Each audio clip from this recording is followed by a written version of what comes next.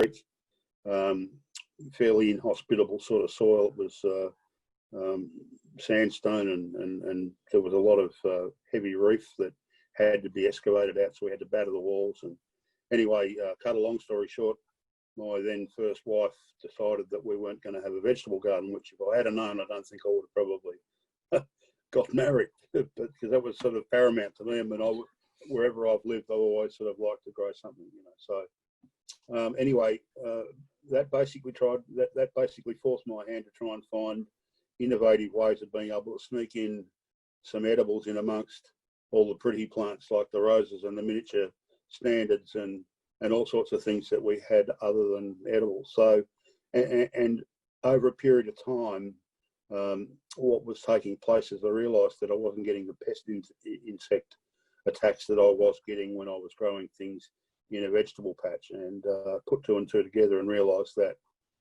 insects don't have a terribly good eyesight. They recognise things by leaf shape, and when you plant things in rows, there's every chance that you're attracting in your own pests and disease. So anyway, from then on, I had a divorce and then remarried down the track, and wherever we've lived, in mostly rented homes up until 10 years ago when we shifted here to Werribee. Some places, some landlords would allow us to use their garden to grow some food in, and some wouldn't. So it was about trying to utilise space as wisely as I possibly could. So, you know, vertical space and the like was often a place where I try and find to grow all sorts of edibles. And being sustainable probably is the utmost and foremost thing that was there. If I could reuse or repurpose something, I would. Obviously, composting and the like was, you know, that was just something that was matter of fact. But when we got to Werribee, we had a blank canvas, which was something a bit new from that time ago when I put in the first place. And this was going to be a completely edible garden. So, and that's what we set about to do. We're on a 500 square metre block. The house is a single story house, but it's quite a large house, and it takes up quite a large footprint of the block. So the garden itself is not terribly big, but it's, again, utilising space very wisely. And it was really applying those things that I learned in early days, where getting rid of that habit or putting in a vegetable patch was something that is hard to do sometimes. Old habits are hard to break. And once you learn how to do this, all of a sudden you see your garden lift. And it's about making sure that you surround plants with companion plants. It's where they do best in their own habitat, in their native habitats. You know, the large leaf plants, for instance, are forest-dwelling plants. So things like cabbage, collie, broccoli, silverbeet, lettuce, kale, all of those wide-leaf plants are forest dwellers. So they actually don't like full sun, believe it or not. Now, we look at the growers, and they're growing them out on acreages, but they're watering 2, 3, 4 times a day, and they're able to do that. But unfortunately, we're not. You know, most of us are at work during the course of the day. So, of course, when you get home in the hot afternoon sun, you walk out the back, and sure enough, there's all of those wide-leaf plants wilting. And the minute you start them wilting, you're setting them back on a daily basis. So, you know, you hydrate them and they come back up again, but the minute they're dehydrated, they're back down wilting again. So it's really about trying to get a lot of those plants back out of the full sun and into some shade or partial shade by about 1 o'clock. 1 o'clock is about the cut-off point for most of those plants, including tomatoes, believe it or not. Tomatoes are vines in their natural habitat, so, and they grow up through the trees on the outskirts of a forest and the shrubs of others, and anchor themselves, and they get provided that sort of that shade. And I guess if any of you have ever grown tomatoes, I'll guarantee the ones that you've had in the shade or part shade have grown or produced far better than the ones that have done out in the sun. And of course, naturally, they're fairly pest.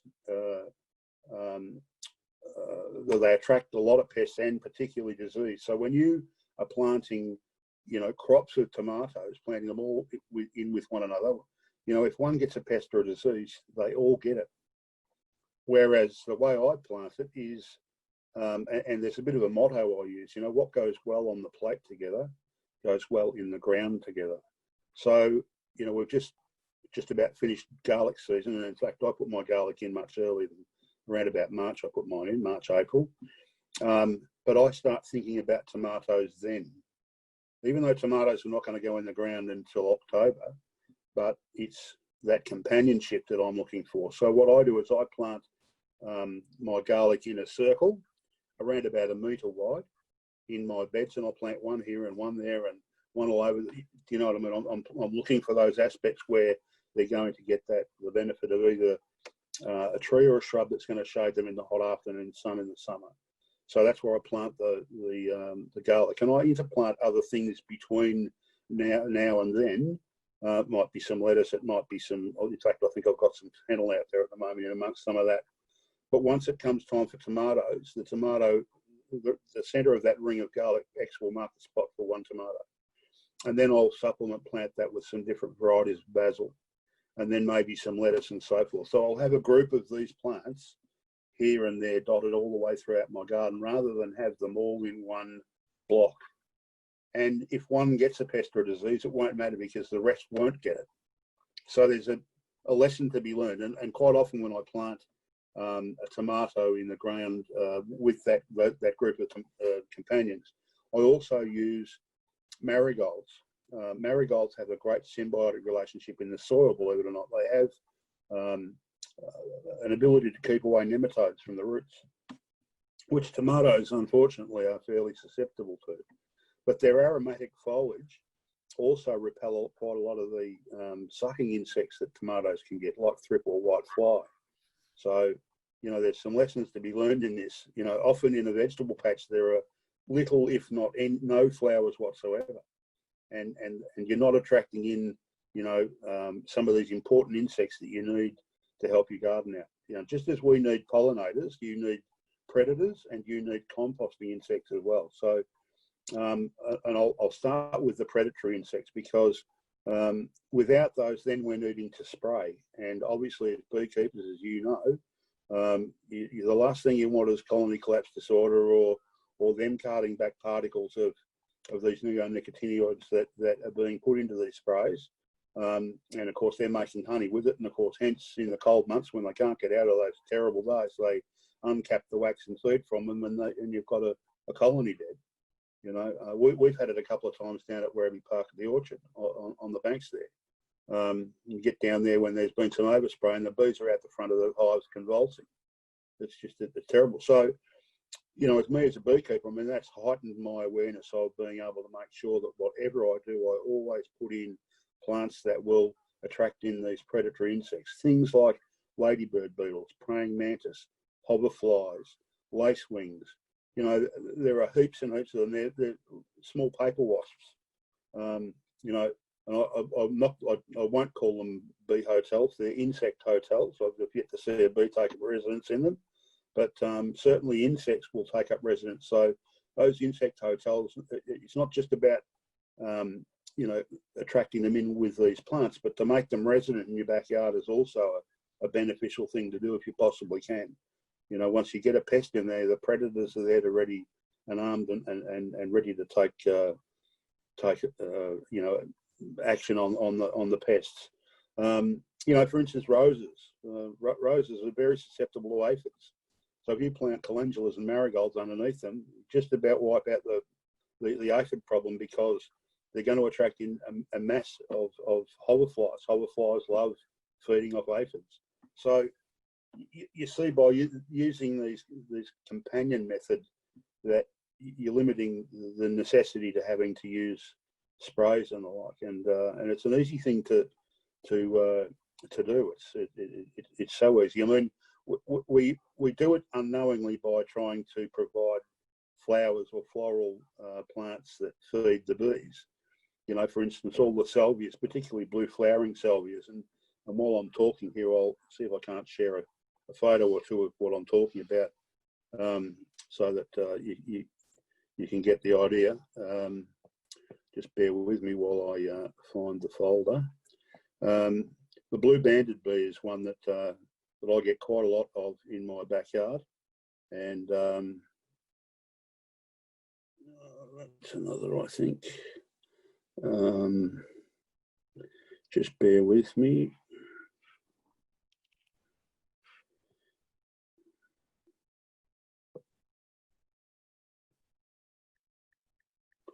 Okay, done. So there's the first one. So that's a blue banded bee on a blue salvia.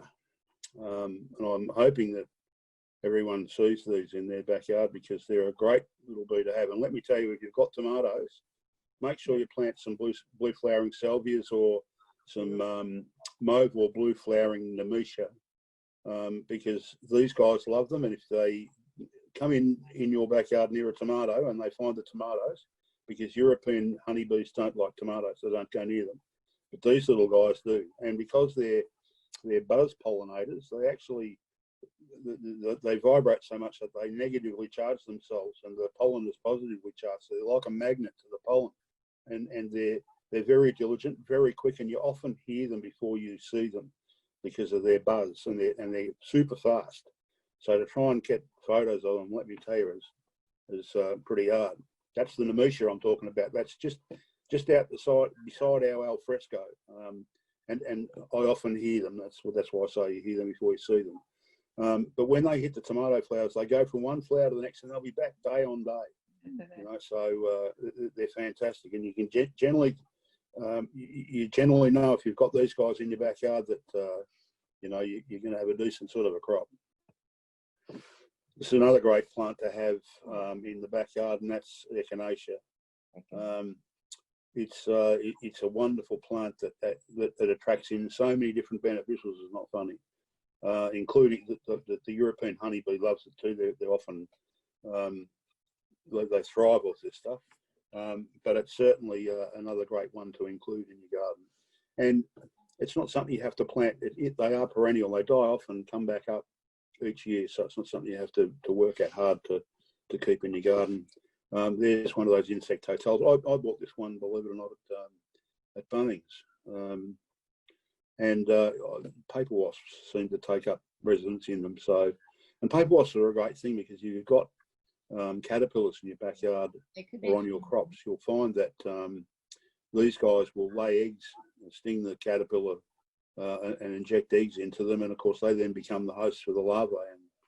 And hey presto, you've got no problem with caterpillars. So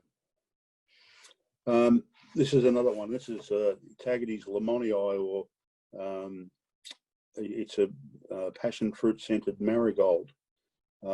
It's also another perennial. Now this guy, that's in a large tub, but I actually take cuttings of it and put it into smaller tubs so that I can take the tubs to the problem. It's wonderful. It's one thing to plant these things in the garden, but if you've got them in pots that you can shift to the problem, you've now got a mobile solution in your backyard, and that's a great thing. And again, it's quite Linda's MacBook here. What is it called? Tagetes lemonii, passion fruit marigold, or Mexican marigold. They're known as quite a few different names, but if you can remember that, the passion fruit marigold, that's what that is, and it grows really, really easy from cutting. But look, there are a myriad of places that you can look for lists of companion plants, and I'd urge you to do that, because you know you'll be planting things in the in your garden that may well need some protection, you know, and if you get those plants that will help attract in predatory insects that will keep those pests at bay, your home and hose. You know, there are masking plants, things like chives, garlic chives, normal everyday chives, and again that passion fruit marigold that make by planting nearby or taking a pot of it nearby where you're getting a problem with a pest, they actually mask the smell of the plant that is desirable to the pest. So it's not necessarily just the deterrent factor of, you know, so yeah, it's a great thing to be able to do. The other thing too is that some of these other things, companions, it's not necessarily about attracting in beneficial insects. It's also about helping one another.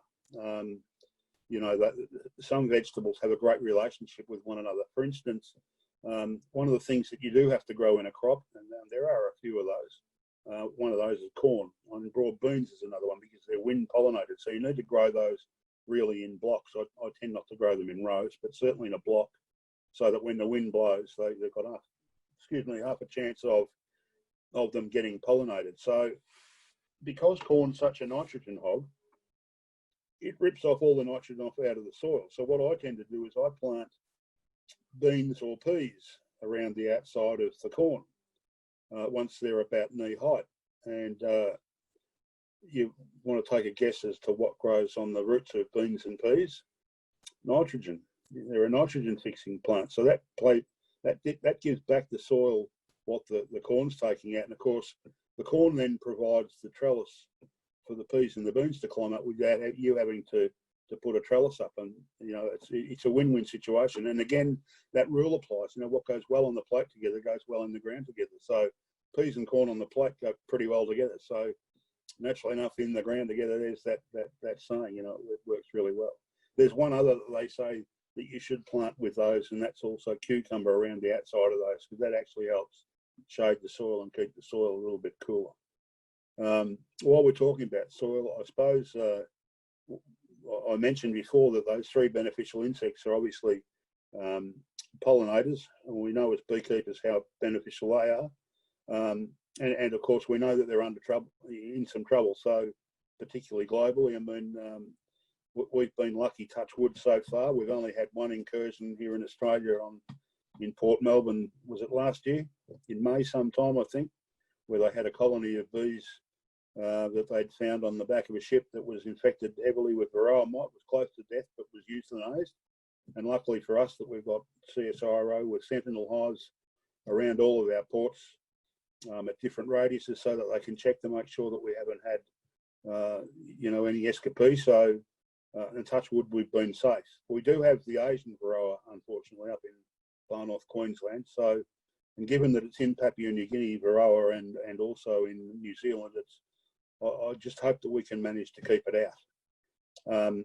But having said all of that, it's you know, we know how beneficial they are. So whatever we can do to encourage more of them and look after them, the better. So this companion planting thing really is very terribly important. There are lots of lists you can find on the internet. They're downloadable. I have a comprehensive list in my book. I'm the author of a book called Edible Gardens: A Practical Guide, and I sort of urge people to not put that in the bookshelf. Have it out in your garden shed before you plant anything in the ground. Make sure you open it up and have a look and see what they go well with. You know, some things don't like one another. You know, garlic and beans don't like to be together. You know, and there are quite a few other things that don't like to share the same sort of site. So, but it's worth making sure that you look these companionships up. So back to the soil. So we had pollinators, predators, which we've covered, and the composting insects are the other one. Now, composting insects really are also extremely beneficial, and particularly when you're growing edibles. I tend not to use barks or those heavy mulches, because barks generally tend to leach nitrogen out of the soil, and there's quite often a lot of saps and tannins that will leach down into the soil, and it's not terribly good for edibles. So I tend to stick with things like sugarcane mulch, and I tend to only ever keep a mulch cover of about 25 mil, no thicker, because when you water, you want to make sure you get good penetration down into the soil. If you've got mulch on the top of your soil that's 100 mil thick, there's a good chance that you're only watering the mulch when you're watering, and you're not watering the soil. And I try and discourage people from using things like lucerne, pea straw as mulch, because they're nitrogen fixers really, and they make wonderful layers in a compost, but when it comes to mulch, they don't really do a very good job.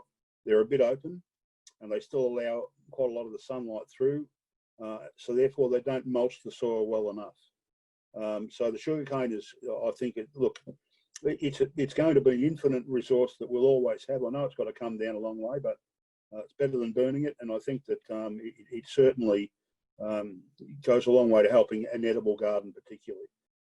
As I say, 25 mil thick. Hoof lung dung is the other one that I quite like. It's a new product from Nutrog. I absolutely love the name. It's an activated mulch from one of their fertiliser products from Rooster Booster, and it's quite a good product. It's a bit dearer than sugarcane mulch, but it does a fine job. Now, I don't ever plant anything in the ground without mulching. The minute I put anything in the ground, seed or seedling, it gets mulched.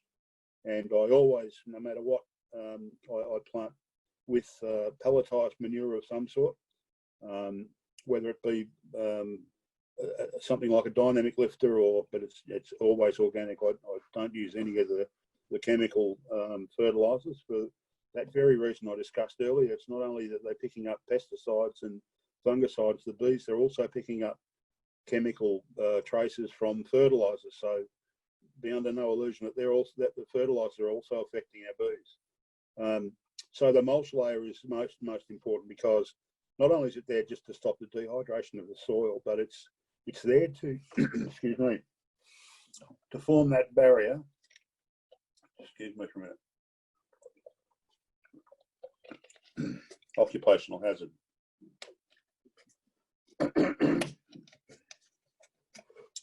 So it's there to encourage the composting insects, the worms, millipedes, centipedes, slaters, all of those wonderful little composting insects to come back up to the soil.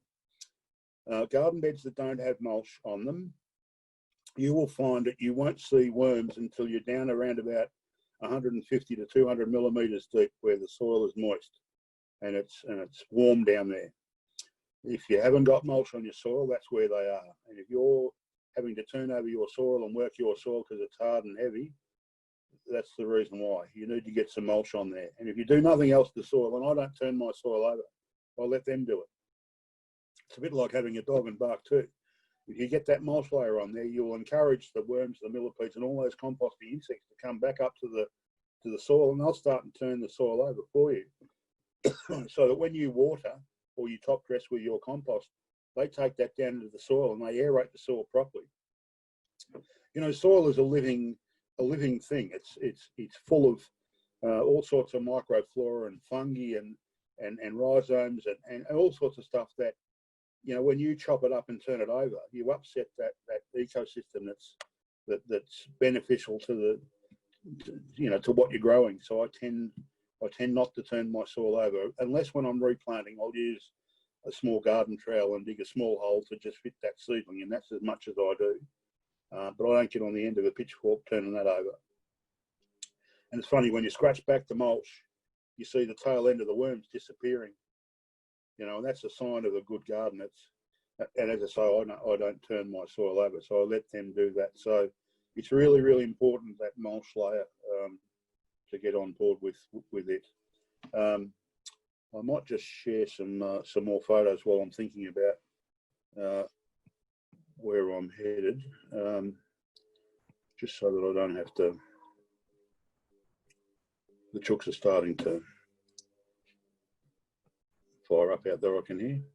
I'm going to show you some of these wonderful flowers that you can apply in your gardens that attract in not only these beneficial insects, but there are also some beneficial things.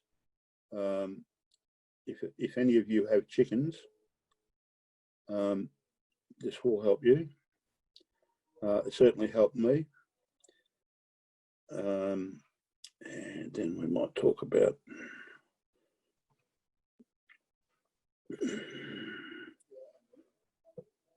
some fruit trees as well.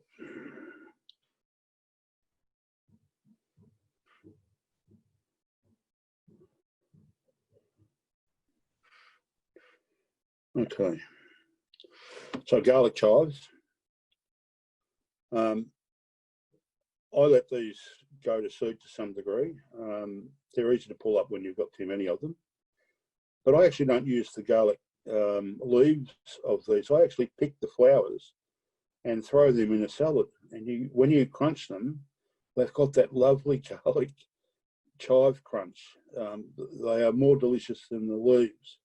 So you want to try it if you have it in the garden. Amaranth. This is an elephant amaranth. And this used to be an ancient grain, and once you've got it, you'll always have it. It'll come up pretty well anywhere. But again, it's not an invasive plant. It's fairly easy to keep under control. It's a striking plant. It'll grow up to about 1.5 metres.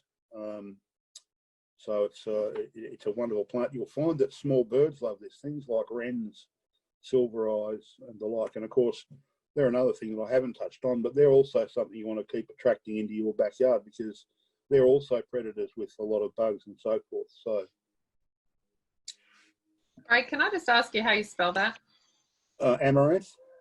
Amaranth. Amaranthus is AMARANTHUS. So, and that's the elephant amaranthus. I don't know the other botanical name for it. Thank you. So, this is just a quick snapshot of what an edible garden can sort of look like. You know, it's quite full and dense, and I always overplant my gardens because I don't like to weed.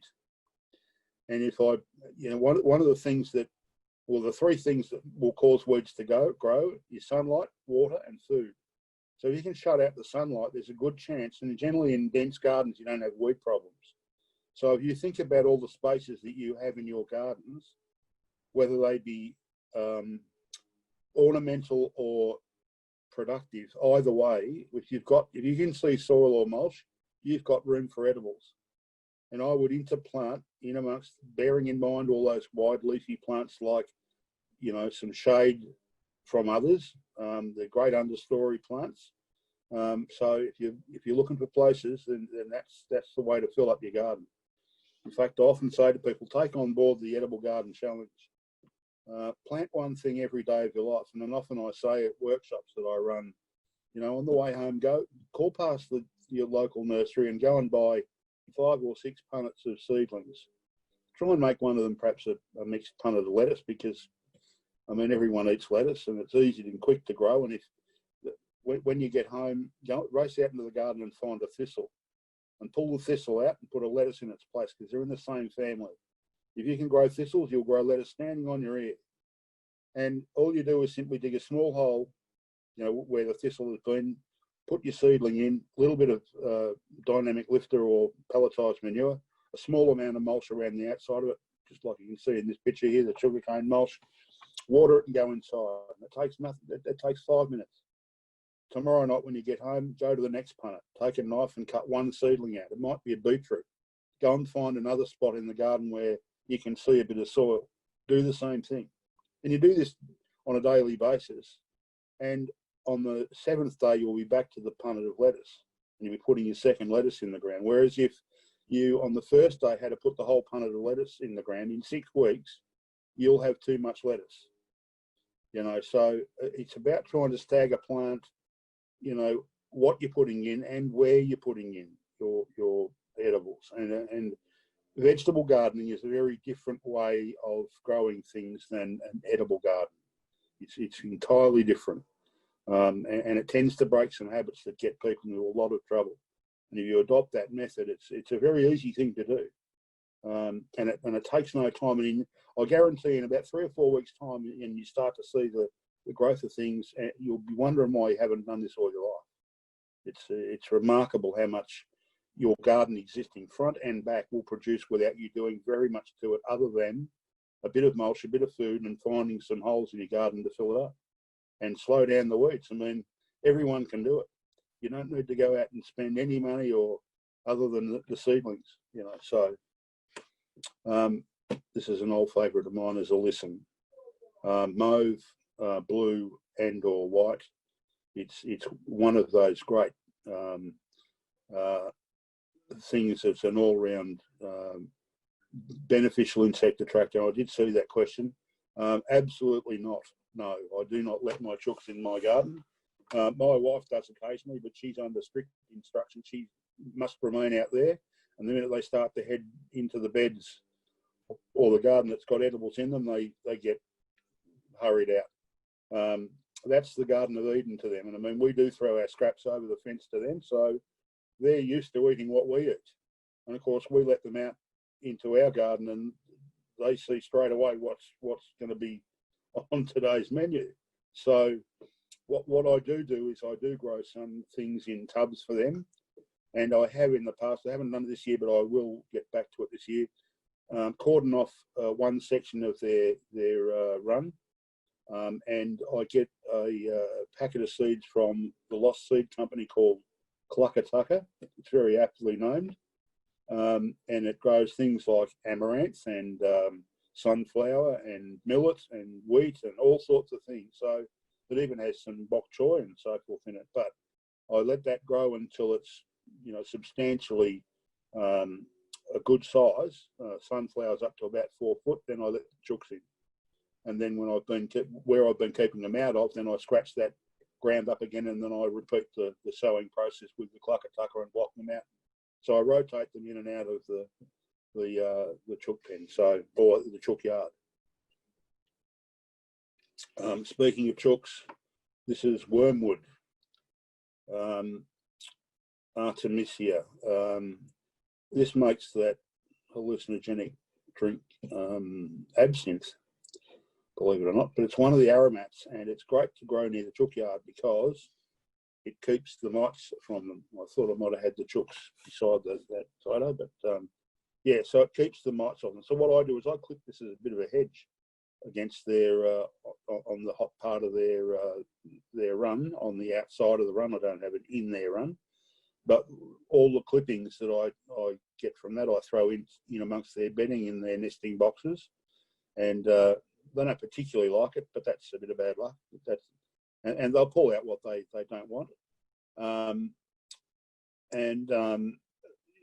that actually helps keep all of the mites and lice and that sort of stuff off the chooks, which is fantastic. So there's dill. So dill's also another wonderful plant to have in amongst your garden, and it attracts in ladybird beetles, which are also predators on aphids particularly, and young thrip. So another old favourite of mine, which is not only great for beneficial insects and bees. Bees love these as well, which are obviously nasturtiums. And all parts of the plant are edible: flowers, leaves, and seeds.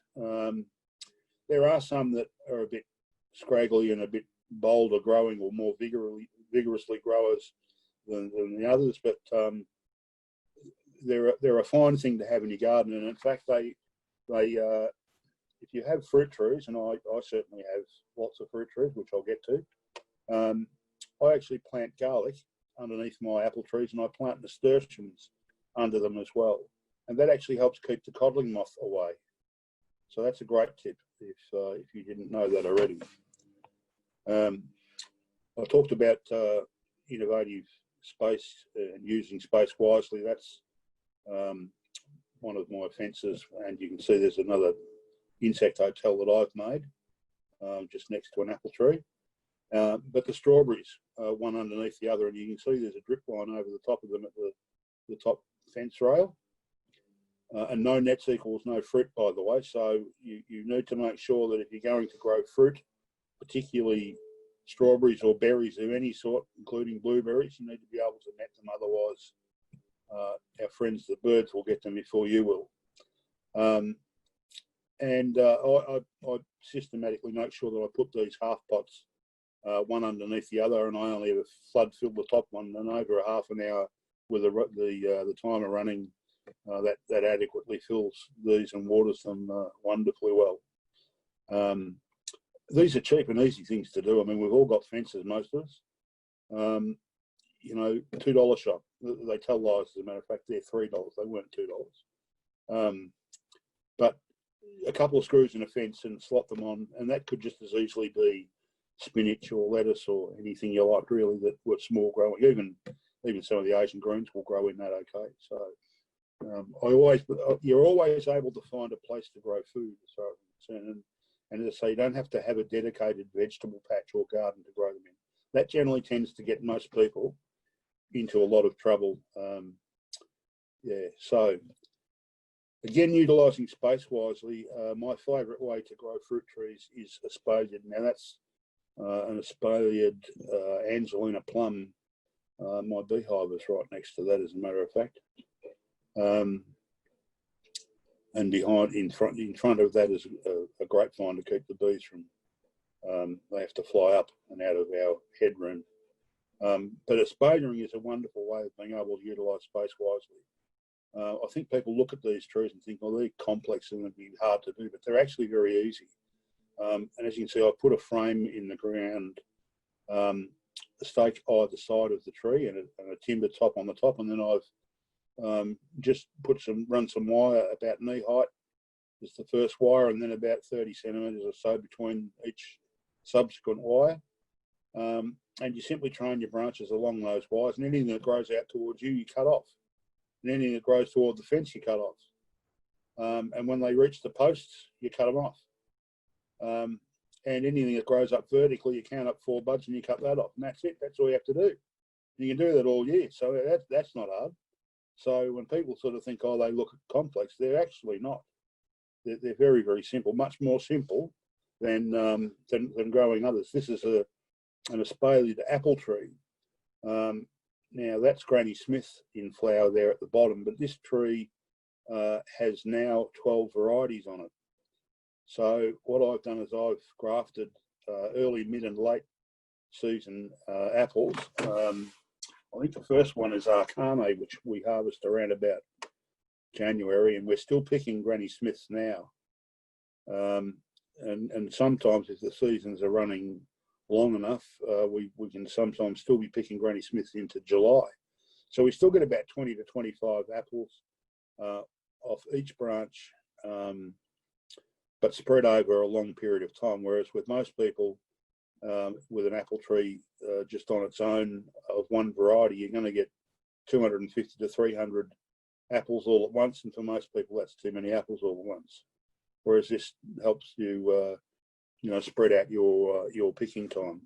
Now this is an open vase shape, so to give you an idea of the difference between how to prune one versus another, if I hand most people a pair of secateurs and say go and prune that, they stand around scratching their heads thinking I'm not sure where to cut. Whereas with the espalier, it's very easy. There are rules as to how you cut those. As I say, if something grows toward the fence, you cut it off. Something grows out towards you, you cut that off as well. So I personally think that. So what's that question there, Joe?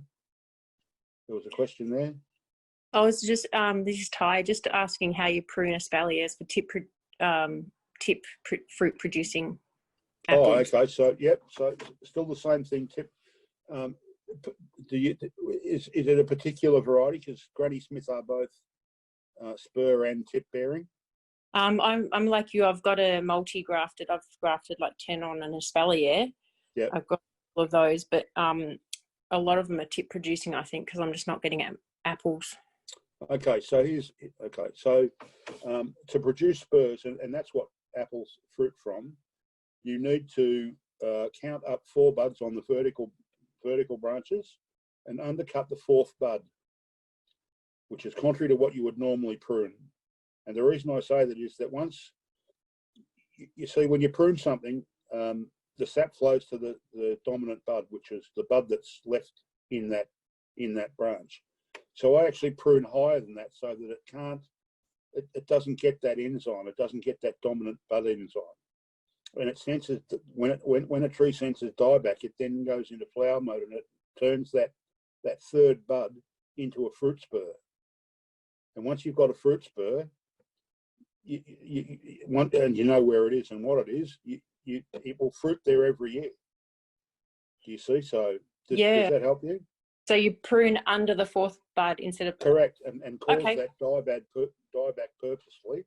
Yeah. Okay, and then in the winter months, and I tend to do this in the summer months or autumn months, once the fruit has been picked, because I should take a step back there. Young fruit trees, 2-year-old and 3-year-old fruit trees, should always get pruned in winter.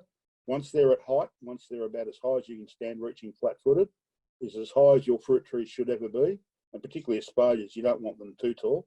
And then it's game over for winter pruning, because winter pruning encourages vigour. That's why we prune in winter, to encourage vigorous tall growth, and that's why we do that in winter to get the shape in our trees. Well, once we've got them at height, that's it, game over. No more winter pruning. It's all summer or autumn pruning.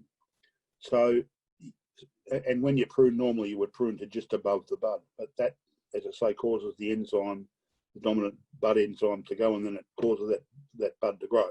So when you're training a fruit tree, particularly pears and apples, and it only applies on these two because they're spur bearers, you undercut the fourth bud on anything that's vertical, and the third bud will in time produce a fruit spur, and it will never ever grow that long water shoot again.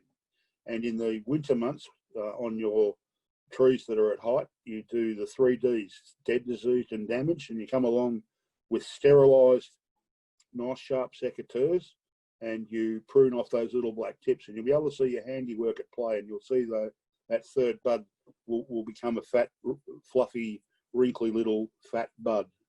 They look a bit like the tail end of a spider, a fruit spur, and that's what you'll produce. So if you do that all over your espalier fruit trees, eventually you'll get them to the point where you won't really need to have to prune them. Awesome. It's a wonderful way of being able to do that. So try it and see how you go. Thanks so much. Appreciate it. No worries. There's an espalier apricot. So that's not far from where the plum is that I showed you on the earlier photograph. And as you can see, all of the fruit wood, all that flower is close to the framework of the tree. It makes netting very easy because I use the top of the fence with a few screws in there to clip the net on, and then I pull it straight over the top of the tree and tent peg the ground, and it's game over for the birds. And like I said initially, that no nets equals no fruit. You've got to be very mindful of when you are growing fruit trees or anything that, for that matter, that the birds like. You've got to have them in a situation to easily put nets over the top of them. This is a gala apple tree in my front yard, and as you can see at the bottom of it, there's a pumpkin to the left and some thyme growing on the front, down at the below. But you can see I've thrown nets over. You might also see that there's a lavender hedge behind the apple tree, and a rosemary hedge, and a lavender up against the house. It's a hedge that I have obviously to help the bees out. But that's about as tall as I ever let my tree grow. And when you learn that tip about producing fruit spurs, and I apply that on this as well, or anything that's vertical, I remove back close towards the trunk or the main branches, and I use that undercut method to prune that to encourage fruit spurs. Is that only in summer you do that? About 3 weeks after I finish picking fruit. Okay, cool. It will depend a little bit on how late the apple is, and like I alluded to before, I try not to prune in winter. So, on things that are like Granny Smith or Lady William, or that are quite late, you've got to use your judgment a little bit. And sometimes when you get that long, wispy, upright, vertical water shoot growth, rather than cut it off, what I do is I go along about 5 or 6 buds from where I would normally, do that undercut method. I actually snap the branches with my fingers, but I leave them intact. So the cambium keeps feeding the branches, but it stops that habit of growth. And it actually helps shade the apples that you've left on the tree, because they're still on there because they're late, and they don't get sun scorched. And once you've picked them, then I come along and then I do the undercut method. So it doesn't look terribly good, but it works a treat. There's a bit more of my backyard, and if you look through that arch, you can see the plum tree, early days, I guess that was, and but an edible garden certainly does look a little bit different than a normal garden. And as you can see, lots of flowers and bits and pieces, no cropping going on. This is a wonderful step over. This is an apple tree, and I often sort of say to people, that they've got fences between neighbours in their front yards, or they're looking for some front fence. I highly recommend these. They're dwarf apple trees that you grow out on a frame they're just a small Espalia. They're only about 3 foot tall. They produce so much fruit, it's ridiculous, and they look sensational. So just, like I said, I'm always looking for ways of being able to grow food somewhere, somehow, to take the place of where we would normally maybe put some ornamentals that actually don't produce very much. That's. I hope you enjoyed some of that. I will go through that photo album again, because there's some there that I didn't load up, and I'll try. But I'm happy to take some questions if anyone's got any burning questions at the moment. If not, just bear with me while I get some of the things that I meant to put in there and didn't. Thank you, Craig. I think that was so interesting. I learned so much. No worries. Does anyone have any questions that they haven't typed in? Any questions for Craig? Don't have a question, but he's just sold another book. There's the chooks in amongst the wormwood, and as I say, that if you've got it in an area where they can get it under, on the hot side of the chicken coop, they'll rub up against it to get out of the sun and in the shade. So they actually delouse themselves as a matter of course if you've got something like this there. But it doesn't necessarily need to be wormwood. It could be one of the aromats. I've got the hedge out the front of lavender and rosemary, so I save those. Actually, I save the lavender cuttings because I use and dry that and use that in my smoker. And let me tell you, that does a great job. The bees, it's not harsh. Think about it. If you've got hedges or you've got lavender growing, don't throw it out. Save it, dry it, and use it in your smoker. John Edmonds put me onto that. And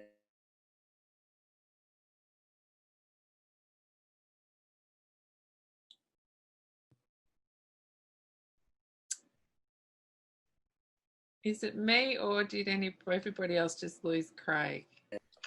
No, I've lost him as well. yeah, no, I'm back. There he is. There you are. That's great. This is in the Highlands of China, and I often,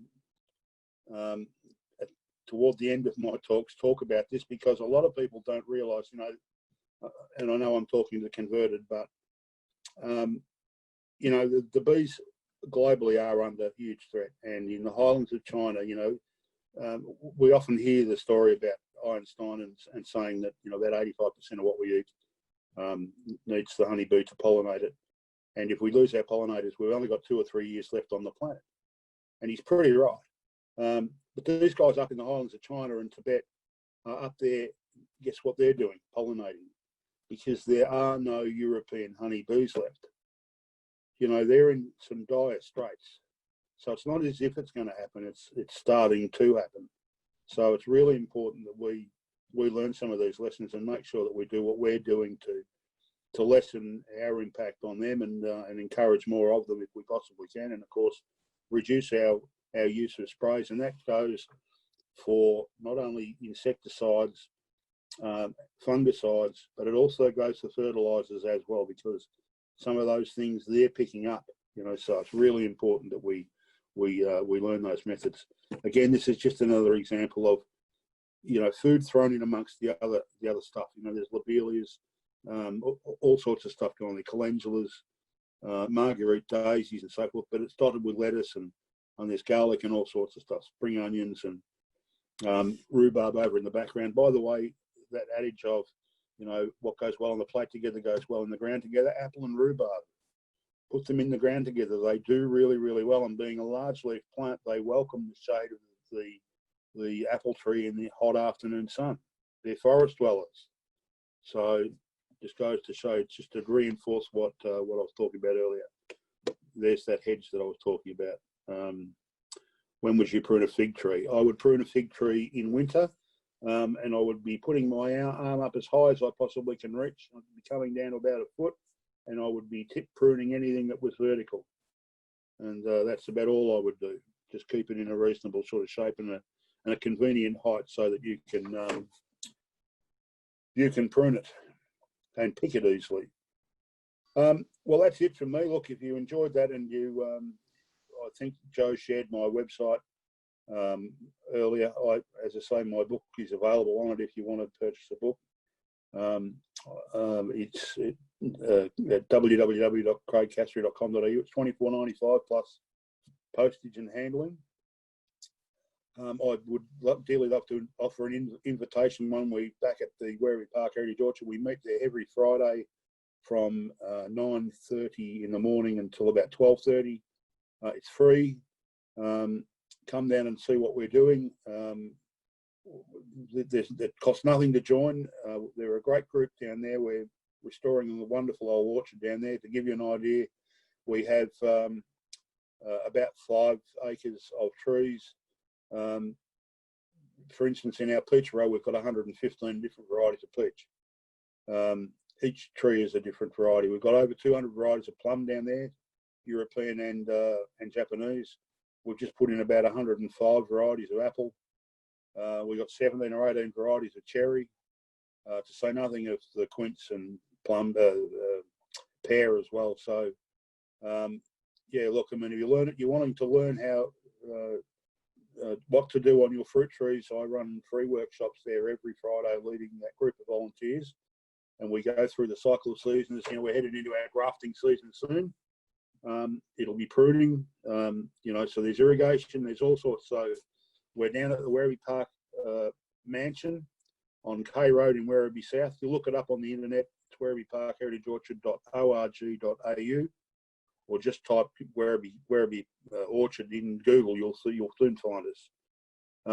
We'd love to see you down there. We would welcome you with open arms. Well, with that, look, I thank you again for having me. I hope I haven't bored you stupid. Not at all, Craig. Thank you so much. I think everyone would agree that was really super interesting. No worries. So much. It was fantastic. All the very best. Thank you so much. No worries. You're Bye welcome. for now. Bye-bye then. Thank you. Bye.